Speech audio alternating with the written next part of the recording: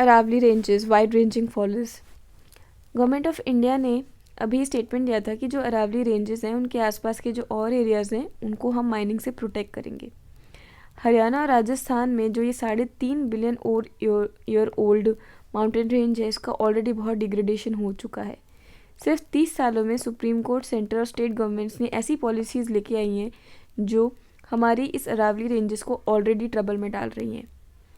Aravalli range को protect करने जैसा सीरियस इशू है, उसको हम सिर्फ डेफिनेशन तक लिमिट कर चुके हैं। दैट इज़ वेरी अनफॉर्चुनेट कि सुप्रीम कोर्ट सिर्फ उसकी डेफिनेशन तक की बात कर रहे हैं।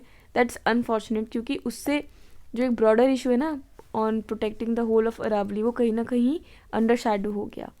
प्लान्स और बैन्स के बावजूद माइनर्स और बिल्डर्स हैं जो गवर्नमेंट बैक्ड हैं, वो माइनिंग करे जा रहे हैं और ऐसा एक्सक्यूज़ दे रहे हैं कि जिस एरिया में वो माइन कर रहे हैं वो that is not really in the Aravalli range.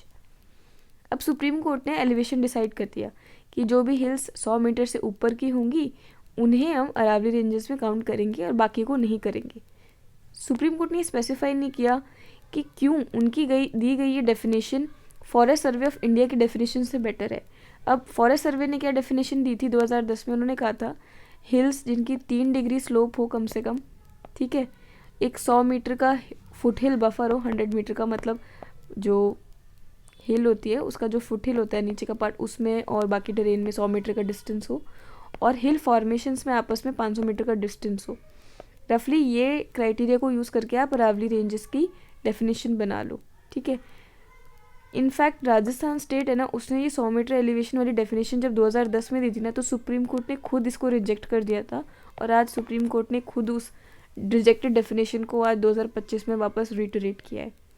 जो फाइनल रिपोर्ट बनी है ना committee on the committee of uniform definition of Aravalli hills and ranges, उसने भी ये नोट किया कि सिर्फ एलिवेशन और स्लोप को क्राइटेरिया बनाने से ना इंक्लूजन एरर्स होंगे, तो हमें और पैरामीटर्स इंटीग्रेट करने चाहिए ताकि हम अरावली को डिफाइन कर सकें। पर नेक्स्ट ही लाइन में ना वो एक कंट्रोवर्शियल स्टेटमेंट भी ऐड कर रही है कि ये सब हम क्यों करें, to ensure the purpose of ensuring sustainable mining. तो ऑथर ही कह रहे हैं कि भाई जब बात प्रोटेक्शन ऑफ अरावली की हो रही थी तो ये सस्टेनेबल माइनिंग का कॉन्सेप्ट क्यों आ रहा है, ठीक है। अब क्यों हम इस पॉइंट पे आ चुके हैं जब हम एक्सप्लॉयटेशन ऑफ अरावली का जो इतना बड़ा मुद्दा है उसको छोड़ के सिर्फ उसकी डेफिनेशन तक ही सीमित रह पा रहे हैं।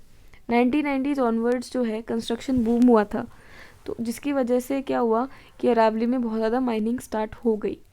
सुप्रीम कोर्ट में 1994 में उस टाइम भी अलर्ट आया था कि अरावली के ऐसे खनन से कैटास्ट्रॉफिक इकोलॉजिकल फॉल आउट होगा जो यूपी की गैंगेटिक प्लेन को पूरा डेजर्टिफाई करके रख देगा, ठीक है। 2009 तक आते आते एक ब्लैंकेट बैन इम्पोज कर दिया था कि कोई भी माइनिंग नहीं होगी अरावली में, लेकिन इस बैन को कोई नहीं मानता है, कम्प्लीटली डिसरिगार्ड हो रहा है। माइनर्स, स्टेट गवर्नमेंट और सेंट्रल रेगुलेटर्स हैं, इनके आपस में सांठगांठ रहती है, जिसकी वजह से जो ये माइनिंग का काम है चलता जाता है, ठीक है। और ये जो डिग्रेडेशन है और कंस्ट्रक्शन है इन सारी चीज़ों का, ये सुप्रीम कोर्ट की रूलिंग से सपोर्ट ही पाती हैं। क्यों? क्योंकि उन्होंने अब बोल दिया कि 100 मीटर वाली जैसे उन्होंने रूलिंग दी है ना, तो उससे अरावली रेंजेस का अपने आप में कोई फ़ायदा नहीं हो रहा है, इनफैक्ट उनका वो और डिग्रेडेशन ही अलाउ करेगा, ठीक है। तो अब ये एविडेंट है कि एनवायरमेंटल डिग्रेडेशन है ना वो प्रायोरिटाइज किया जा रहा है ओवर सस्टेनेबल डेवलपमेंट, और सिर्फ लेमैन जो है वो कंसर्न है। All these views that I give you in here, ऐसा नहीं है मैं इनसे अग्री करती हूँ या डिसअग्री करती हूँ, I just read out to you कि पेपर में क्या लिखा है। Now it is for you to decide upon कि आप क्या बिलीव करना चाहते हैं।